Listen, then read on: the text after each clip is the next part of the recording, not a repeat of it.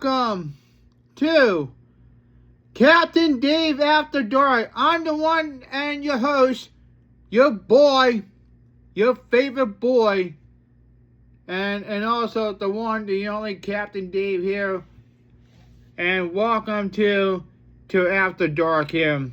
And ladies and gentlemen, we are going to take a look on this what's about to go down within professional wrestling that happened last night from AEW, and as a plus deathmatch wrestling, which I just saw that they're called restoring that feeling from last year, and that I want to talk about. And so anyway, let's get you right down into the news within professional wrestling for today here. World Wrestling's Beantown Brawl back in Lima, Ohio. Mark your calendars for Saturday, January the 10th, which is from Brayfield Community Center for 550 South Collette Street. Prepare for the evening of the intense wrestling action. And secure your tickets early. Advanced purchase option: the front row is $20, second row $15, general admission $10. Group of 4 GAs with the $30. Advanced tickets are available at Gromy CDs and tapes, or online at worldwrestling.com. Online sale closed at 4 p.m. at the event day. And VIP admission early access are $20, and GAs $12. VIP doors the event timeline for 5:30 p.m. for the doors open. 6:30 for general doors open, and bell time is 7 p.m. So don't miss the energy, the excitement, and we look forward to see you there.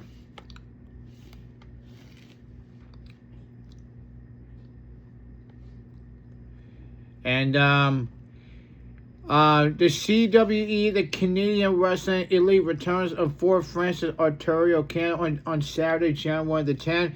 You have the CWE champion Chisel Chad Daniels will be going one-on-one against Brian Kendrick. This should be a good match if you're down in Ontario, Canada. And also the CWE tag team title match. It's going to be the WD's Derek and Danny Diggler taking on the Monster Brass and Rebel Bobby Khan in the CWE Legends Collide here. Oh. Two-time the CWE Canadian crusher AJ Sanchez will be taking on Hotshot Danny Duggan. He is the 7-time CWE champion.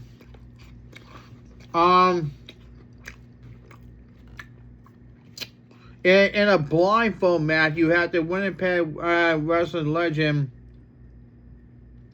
Robbie Royce, is known to him as the Piss-Off Pitbull, taking on the mastermind Kevin Cannon.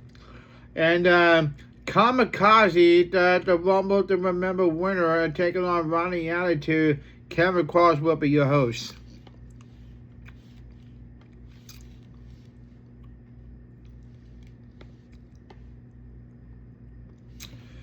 UWC kicks off the new year with the action-packed night of live professional wrestling on Saturday, January the 10th at the McCann Test Mullet American Legion Pub 455. Doors open 6:30 p.m. or 7 p.m. Bell time. Tickets are available at the door, and the fans can call us 609-7992-9328 to reserve the seats in advance. And adults are $20, kids ages 6 and 10 are $10, kids 5 and under $5. All UWC events are 100% family friendly, delivering insight and action larger than life personality for fans of all the ages. The tag team Tempest number 2 takes center stage on January the 10th, and the chaos is guaranteed. And like I said before, I'll say this again. Wrestlers are randomly paired into tag teams, and 14 matches take place. Each winning team advanced to the Tempest Battle Royal. In the Battle Royal, 8 wrestlers start in the ring, and the elimination occurs when a competitor is thrown over the top rope. Both feet hit the floor. When only 2 wrestlers remain, the match becomes a singles bout that can end by pinfall, submission, countout, disqualification, or over-the-top rope elimination. The Guardian one, or the U.S. Tag Team Champion, the strange, unusual era spiral, the new Egypt Rumble winner, Ayabo Ergas, Deranged Wire Ravage, Kyle Moore, JT, Samuel Harris, and Chop Daddy Biggie Biggs. And there are going to be some more combatants will be announced soon, so don't miss this one. In October, Flash Carter successfully defended the UWC World Title, but Big Papa Pong Joey Angelo, accompanied by Crazy Liz, pushed the champion to his absolute limit. Back in January the 10th, Angelo gets another shot at the goal as Flash Carter defend the world title in what promises to be a hard-hitting rematch. The UWC Tag Team title will also be on the line as the champions The Unleashed, Drill Monger, and Vivians and Qualo Joe Scott defending against the Stepdads of Rad Dad Radley Belmont and Papa Bear Wade Kruger. Vivians has been sidelined since with a broken heel if he isn't medically cleared by coming this Saturday. Joe Scott will be permitted to select a partner to defend the title. And also scheduled to appear Nate Mustang, the holder of the golden ticket to Mayhem, the leader Kyle Payne, Mr. Spectrum with Mr. Black, the Jekyll, Lawrence Spire, Warhead, and more. So you can check out the UWC online at any time.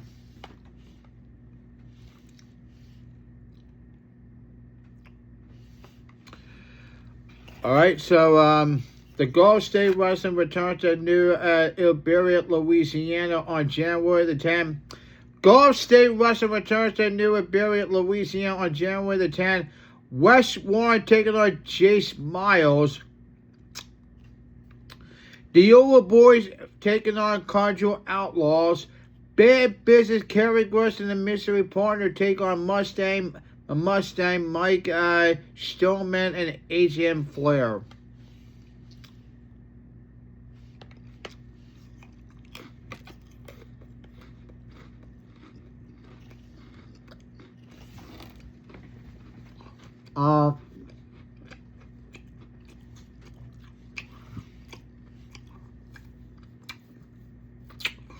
Also on Friday, January 9th, which is tomorrow night, Rumble by the River takes place in Delanco, New Jersey, located at 411 Walnut Street. The Shining Star Ray Calitri is taking on Varga for the ISPW Heavyweight title. The Shot Callers and New Reality were getting on for the ISPW Tag Team titles. Justice Corina and Mighty Monte will be in action. The Revolver Annie Rainman taking on TJ Crawford. ISPW Tri-State title, Joe Clean will issue an open challenge. Vicious Ricky and Eva Chaka will be in women's action. Yusufer versus Trey Philippe. Brandon Downey and Ricky Price for the ISPW Light Heavyweight title. The guest TM is Dr. Ronnie Tarchichi, the former superintendent for Pennsauken High School. And also appearing from Delanco, Christina Salzberg, Melissa Morgan, Stephanie Weller, Tom Shields, and Kristen Atkinson.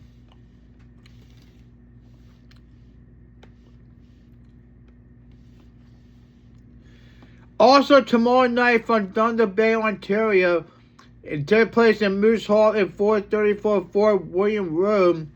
VIP meet and greet 6 p.m. Doors open 6:30 p.m. Bell time is 7 p.m. Tickets VIP first priority access meet and greet of $30.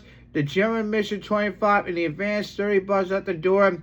Advanced tickets available at the Comet Plus Music Exchange located at 186 South Algoma Street. Good to go Lotto at 777 Memorial Avenue inside Walmart. 807 Cars and Collectibles, 118 Cumberland Street North. CWE's Elite returns to the hottest wrestling city in the country, Thunder Bay, Ontario, on Friday, January 9th, which is tomorrow night. Chad Daniels will be taking on Brian Kendrick for the title. Derek and Danny Diggler taking on Monster Brass, the Rebel Bobby Condon to defend the CWE Tag Team titles. Two-time CWE Canadian Crusher AJ Sanchez will be taking on the 7-time CWE champion Hotshot Danny Duggan. Pistol Pitbull Robbie Royce and Mastermind Kevin Cannon will be getting on in a blindfold match. Plus, Chris Cronsworth will be your host for tomorrow night.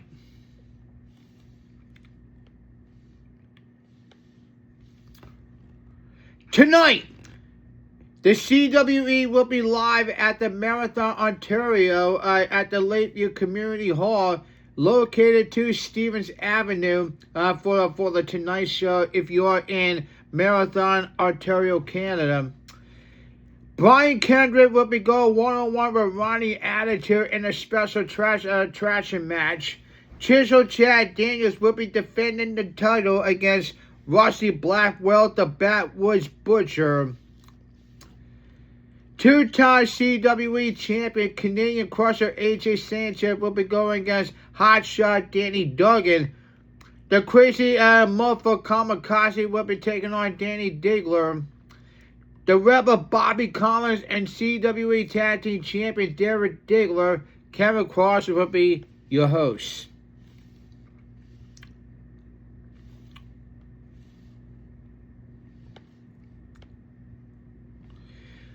Alright, news on Don Callis' family member Jay Doyle collapsed the bounty on jet speed. The results of what we saw on Dynamite is that before Dynamite got underway, Renee Paquette broke the news that apparently the bounty had been collected on Speedball Mike Bailey and the Jet Kevin Knight. The demand and Don Callis showed up and tried to play dumb, and the whole situation ended up partially putting up at the money until Callis revealed the newest family member, Jay Doyle, has collected the bounty. Doyle stood alongside Mark Davis as Callis hyped that the newest addition, the pair of very dangerous men in Jungle Jack Perry, would need to find 2 new partners to face the demand later tonight. John Moxley defeated Shelton Benjamin, representative for the Hurt Syndicate.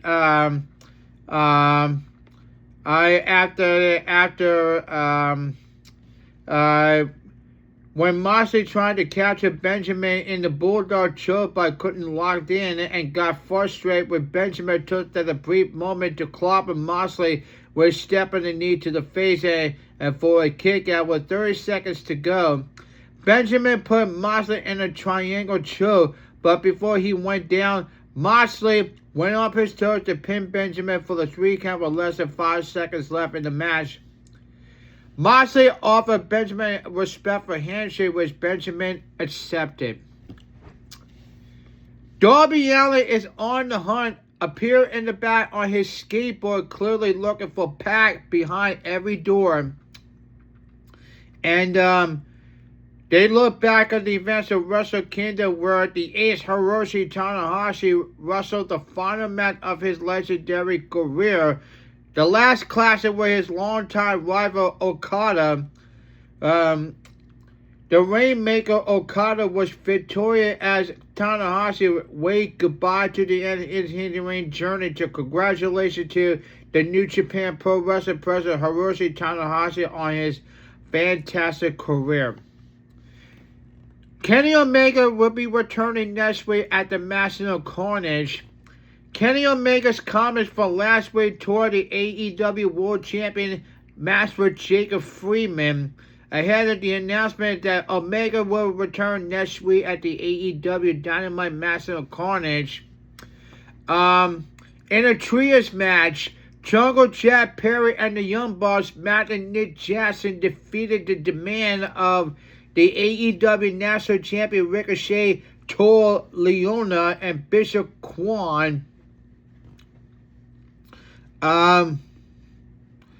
After Jet Speed was taken down early in the night, Perry needed new partners, so they brought the Young Bucks and including the Young Bucks, which is I think is a great idea, and so with that, so after when Ricochet and on Matt Jackson's shoulder, Perry ran to the top rope and then took out GOA on the outside. Perry hit the Doomsday device to Ricochet, which the Bucks followed with the BTE trigger. They propped up Ricochet for Perry, who hit his running knee to get the pinfall victory. Mark Davis and Jake Doyle attacked Perry and the Bucks from the behind as they were celebrating with Davis and Doyle handling the Bucks in the ring while Don Callis shouted orders when Lance Archer El Clone standing by the ringside. Despite being clearly injured, Jet Speed ran out with the hockey stick to help to even the score. They took out Archer and Clone, but while they got in the ring, the lights went out. When they came back on, a masked man suit appeared, attacked Knight and Bailey. He unmasked and revealed Andrea Elado. He is back with Don Callis family, and they stood tall over the Bucks, Perry and Jet Speed as the Diamond and Demand looked on for the aisle. The AEW World Tag Team Champion FTR appeared on top of the ramp with a big Stoke in the wheelchair. Mercedes Moné goes through at Willer Nightingale's TBS Championship celebration. Renee Pasquale welcomed the new TBS champion, one half of the AEW Women's Tag Team Champion, Willer Nightingale. Nightingale was accompanied by the half of the Base of Wrath, Harley Cameron, and the AEW Women's World Champion, Chris Statlander. Nightingale knew it was time to stop and smell the road because she's here with her tag team partner, Harley Cameron, is reuniting with her TBS title and her friend and the AEW Women's World Champion, Chris Statlander. Statlander walked over and kissed Nightingale on the cheek. Nightingale said it was time to celebrate with the cake, but wanted to address her challengers, whether they were coming for the AEW Women's World Tag Team titles or the TBS title. She'll fight twice in one night. She also knows someone will likely come down and crash this. So Willow invited Mercedes Moné to the ring. Moné came looking very solid behind a veil. Nightingale said they have so much to celebrate, and she ran all down on Moné's accomplishments around the world, winning championships accompanied at the company, which made her Ultimo Moné. Because of that, Nightingale had to get her TBS championship back. Once again, she is the face of TBS.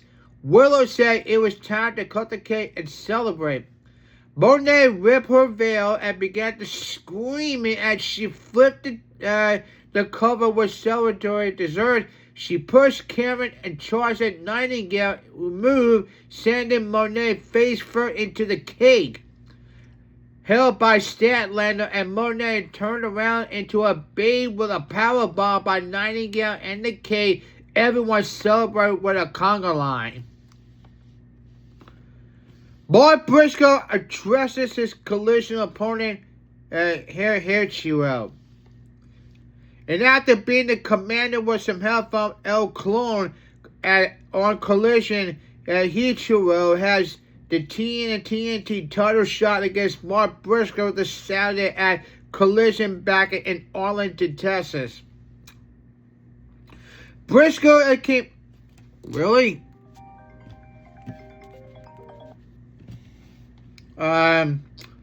Because Briscoe came from the farm in Delaware and wanted to wish Willa Nightingale congratulations on winning the TBS title. He said it was a new year and he's been TNT champion since November. The only one has been a defense because he's been sitting back watching, recuperating, regenerating, but it's time too long since he whooped a man's ass.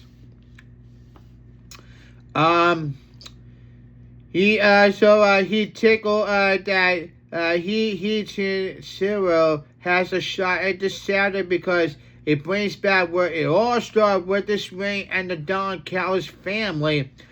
Briscoe said it was time to tell the future, and this Saturday the TNT Championship ain't going anywhere. Just like the TBS title ain't going anywhere, Women's World Tag Team title aren't going anywhere. The phrase of the day is a reign and defend. Triangle of Madness versus Chris Statlander and Baze Arad set for Master Carnage. Statler mockingly clapped for Chris Statlander for finally finding some friends, but she, along with Julia Hart, Sky Blue, wondered when Statlander would hit Willow with a light tube or spit the Holy's face. Statler challenged the Statlander to a Nightingale encampment to face Triangle of Madness. Ring of Honor World Champion Bandito defeated the Ring of Honor World Tag Team Champion Sammy Guevara. Master Jacob Freeman confronts Bandito. And Brody Keenan and then Thomas Tony Storm defeated the Problem Marina Shafir by disqualification. Shafir when Shafir kept advanced for a few minutes, they kept at the heat on putting the head scissor on the Storm over the ropes, followed by a kick to the head. Shafir stacked Storm for a 2 count and mockingly danced Storm around the ring before throwing her to the mat. Shafir recorded Storm into the multiple strikes and back head before Storm came flying out of the corner with a big boot. Storm fired up for the hip attack, but Shafir broke it up with a big boot of her own. Storm came back up with a kick and used the big package, but Yuta pulled the referee and called for the disqualification. Shafir didn't care and not Storm, who brought out Mina and Shirakawa, whom Shafir also dropped as soon as she hit the ring. With Luther pleading for Shafir to stop, Orange Cassidy and Robert Strong came out, and the Death Riders left until Claudio Castagnoli nearly came back after Cassidy before his exit in the back of the ring. Cassidy picked both up Storm and Shirakawa, clearly having their hands full. Darby Allin forces Pat to give him a rematch on that night, and Lights Out, Heyman, Adam Page, and Swerve Strickland defeated the Oz Hook Powerhouse Hobbs. And I gotta say that this match was unsanctioned, and the referee is only there for call for the decision. With the lights out flickering, the match got underway. Hobbs saved Hook from the Swerve on the apron, but Swerve was able to avoid Hobbs and tap with a chair. And in the end, Hook came back and pushed Page into Swerve and rolled up Page for the 2 count. Hook put the random in Page, but Page broke up, ramming Hook into the corner. Hook tried to hit Swerve with the pipe, so Page grabbed it, and Hook ate the headbutt from Swerve. Page hit the elbow strike on Hook with his arm wrapped in the chain. Swerve followed with the house call, and Page hit the butt shot lariat, and Swerve followed the house call and Page hit the buttshot Larry and he hanged. Hook over the top rope by the chain and Hook tapped out, and that would do for Tulsa, Oklahoma. So you can catch an AEW Collision on Saturday 8 p.m. from Arlington, Texas for the next event.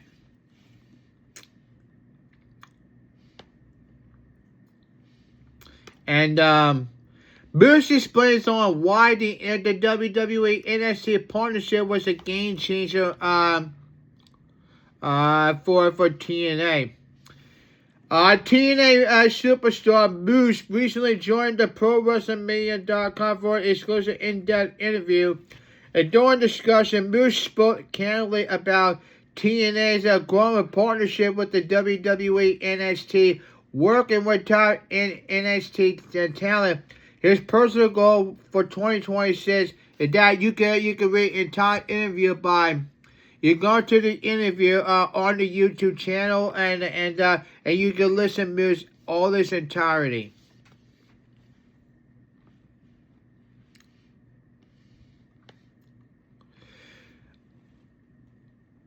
Andrea is all elite again. The former TNT champion appeared on Dynamite yesterday with the Don Callis family as they attacked Jack Perry and the Young Bucks following the trios match against the Demand.